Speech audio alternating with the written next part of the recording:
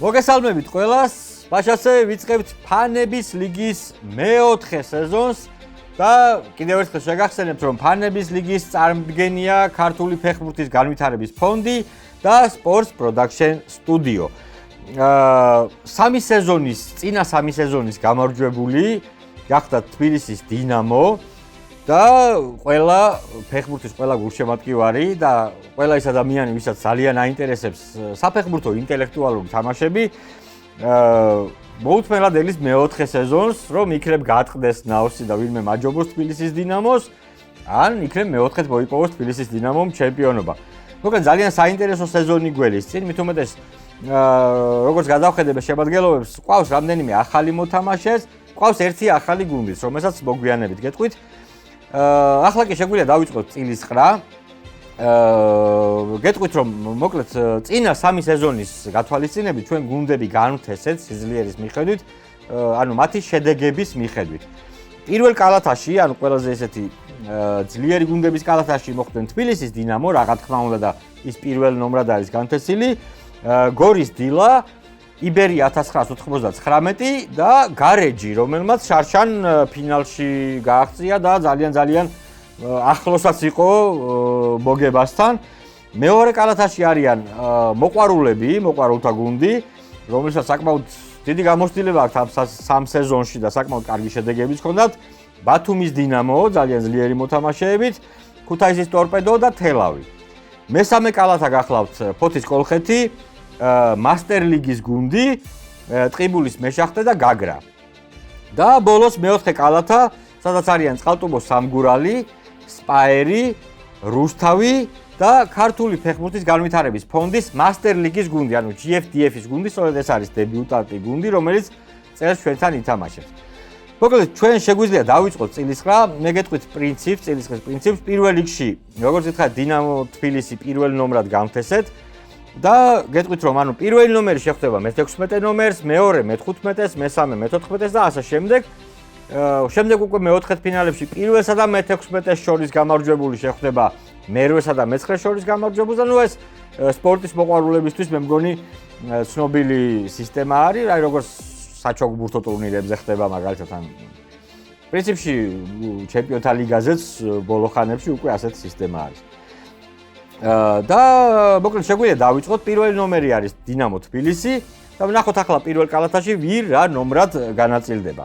მაშასე აქვს უყვავს სამი გუნდი და ვნახოთ.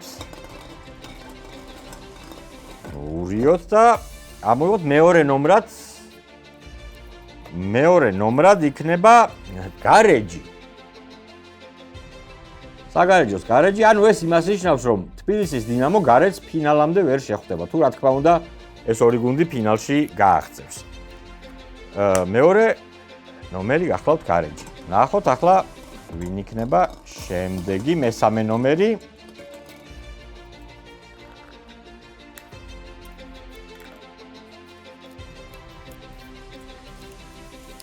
მესამე ნომერი გახლავთ იბერია 1999. და მეოთხე ნომერი მორევას აზრი აღარ აქვს.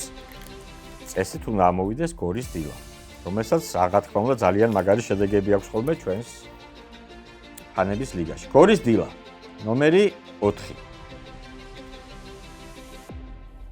ანუ ფავორიტებმა, წინა სეზონების ფავორიტებმა თუ გაიმარჯვეს, ნახევარფინალები იქნება დინამო დილა და იბერია გარეჯი. მაგრამ ასე ადვილად არ არის ხოლმე ჩვენთან ყველაფერი.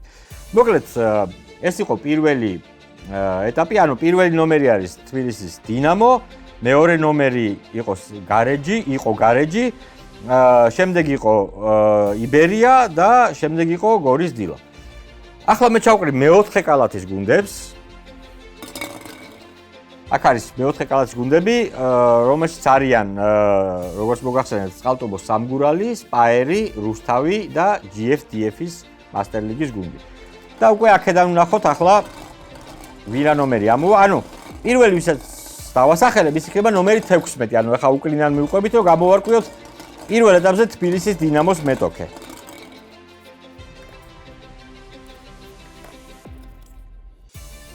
და ეს გუნდი გახლავთ GFDF-ი, ანუ პირველივე წრეში, ესე იგი, ჩვენი სამგზის ჩემპიონს მოუწია დებიუტანტი გუნდი. ან შეიძლება პირიქით თქვა, ჩვენს დებიუტანტ გუნდს მოუწია პირველივე წრეში თბილისის დინამოსთან შეხვედრა. წარმატებებს უსურვებ ორივე გუნდს, რა თქმა უნდა. ანუ ნომერი 16 გახლავთ GFDF-ი, ანუ საქართველოს ფეხბურთის განვითარების ფონდის მასტერლიგის გუნდი. შემდეგი ამოვიღოთ ანუ მეორე ნომერთან და მეორე ნომერი იყო იბერია, აი ისა ბოდიში გარეჯი. გარეჯის მეტოქე პირველ ტურში იქნება რუსთავი. ანუ მე-15 ნომერი იქნება რუსთავი. ეს ორი წყვილი უკვე დავაწყვილეთ. ახლა ვნახოთ ვინ იქნება მე-14 ნომერი, ვინ შეხვდება მე-3 ნომერ იბერიას.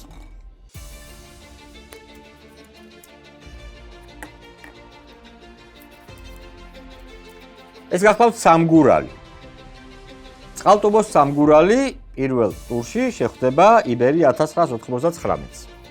და ნუ შესაბამისად ნომერი 13 და გორის დილას მეტოქე უნდა იყოს სპაერი. გორის დილას მეტოქე პირველ ტურში იქნება სპაერი, რომელიც ნუ მე-13 ნომრით განთავსდა ჩვენს ბადეში. შესაბამისად გავყვეთ ახლა უკვე მეორე და მე-3 კალათებს და დავიწყებ მეორე კალათით, სადაც როგორც მოგახსენეთ არიან მოყვარულები, ბათუმის დინამო, ტორპედო თელავი. პირველ კალათაში გუნდები პირველი, მეორე, მე-3, მე-4 ნომრით განიცესდნენ. ახლა მეორე კალათა ვნახოთ. ჩავყრი მეორე კალათას და მივყვეთ, ანუ მე-5 ნომერი ვინ იქნება მე-5 ნომერი ჩვენს საერთო ბადეში.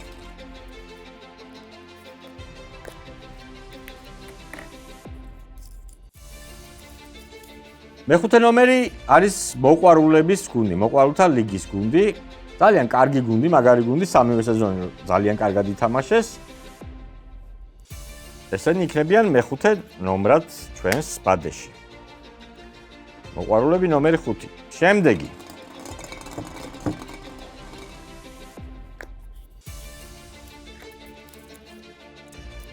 ნომერი 6 გახლავთ თელავი.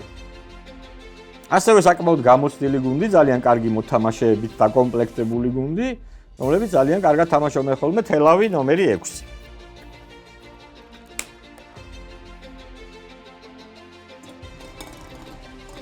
დაგვრჩა ორი ბურთულა მე-3 კალათიდან. ნომერი 7 იქნება ქუთაისის ტორპედო.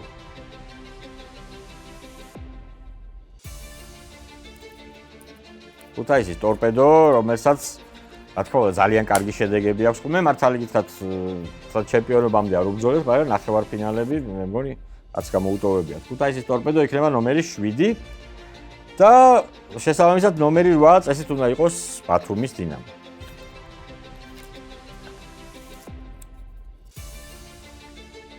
რა თქმა უნდა, ბათუმის დინამო ნომერი 8. და დაგვრჩა მე-3 კალათა, სადაც არიან ფოთის კოლხეთი, მასტერლიგა, ტყიბულის მეშახტე და გაგრა. და ახლა გაიკვევა უკვე მეორე კალათის, გავარკვევთ მეორე კალათის მეტოქე გუნდებს პირველ წრეში.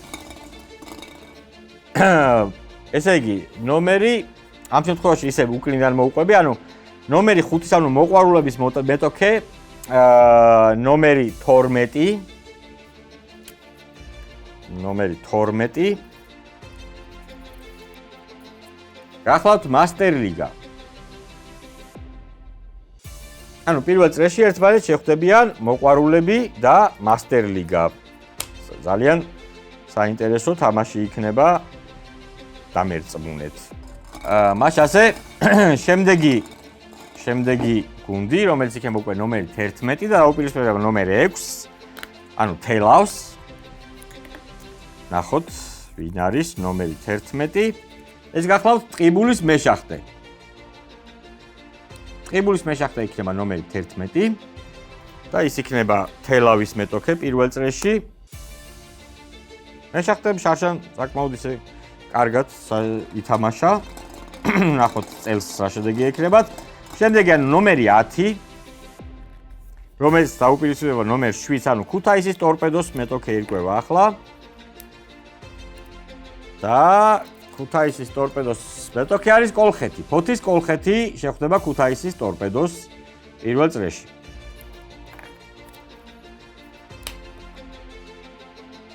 ნომერი 10 და წესით ნომერი 9 და ბათუმის დინამოს მეტოქე უნდა იყოს გაგრა. მაინც გადავამოწმოთ. ხოი საოცრება, გაგრა არ მოშვა. გაგრა იქნება ნომერი 9. მაშ ასე თუ ისე წინა შედეგებიდან გამომდინარე, ვფიქრობ ობიექტურად გუნდების შემადგენლობებიდან გამომდინარე, ვფიქრობ ობიექტურად იყვნენ გუნდები განთესილები. დანარჩენი უკვე როგორ შეიძლება ეს გუნდები ერთმანეთს გადაეკვეთონ, უკვე შეგიძლიათ ჩვენს ცხრილში ნახოთ. კიდევ ერთხელ შეგახსენებთ, რომ ჩვენი ფანების ლიგის წარმომადგენია ქართული ფეხბურთის განვითარების ფონდი და Sports Production Studio.